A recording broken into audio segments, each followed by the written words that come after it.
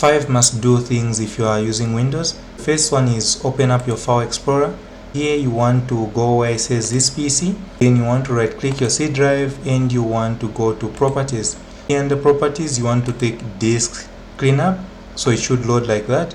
Then once you have this dialog, you just want to click clean system files and you leave this to run as well. This will allow you to free up a lot of storage space that is being used by files you do not need.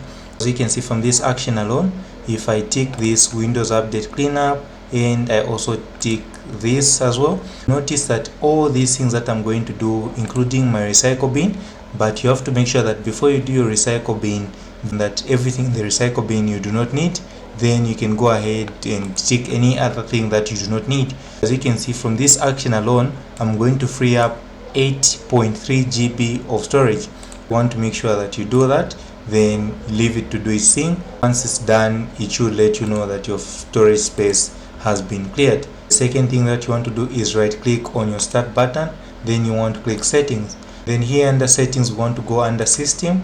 Under system you want to scroll all the way down to where it says clipboard. Here you want to make sure that clipboard history is enabled. This allows you to do something like pressing Windows key V, which means it will show you anything you previously copied on your clipboard. So it keeps a history of anything that you copied. In this example, if I go here, I can copy this like that. Then I can just right click, copy.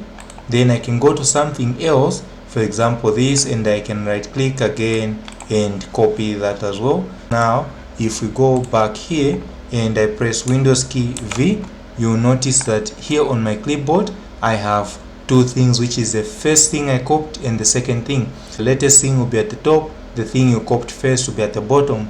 The third thing you want to do is click here where it says home.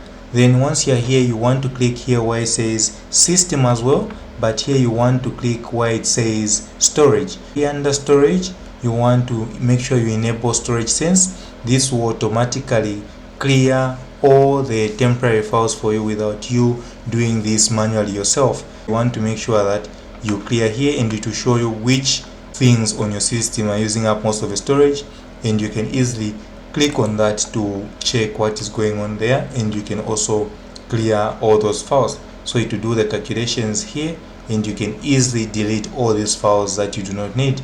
The fourth thing that you want to do is click on the home here. Then here you want to click where it says privacy.